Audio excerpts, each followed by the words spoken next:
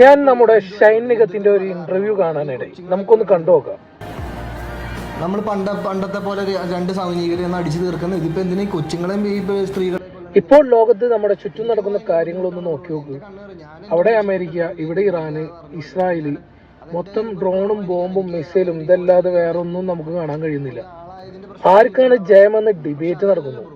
പക്ഷേ സത്യം എന്തെന്ന് വെച്ചാൽ വാർ ജയിക്കുന്നത് രാജ്യങ്ങളാവാം, പക്ഷേ തോൽക്കുന്നതോ മനുഷ്യന്മാർ.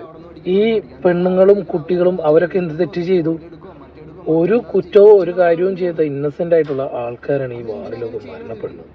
ഇവിടെയാണ് എനിക്ക് ഷൈൻ നിഗം പറഞ്ഞ ഒരു കാര്യവും ഓർമ്മ വന്നത്.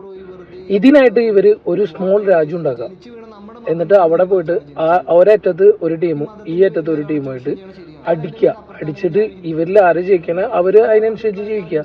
ഇവിടെ മനുഷ്യത്വത്തിനാണ് വില, അല്ലാണ്ട് മതത്തിനല്ല, അല്ലെങ്കിൽ ഈ പറഞ്ഞോട്ട് ജയവും വിജയവും എന്നല്ല. ജയിക്കുന്ന രാജ്യങ്ങളാവാം, വാറായിരിക്കാം, പക്ഷെ തോൽക്കുന്നത് മനുഷ്യന്മാരാണ്.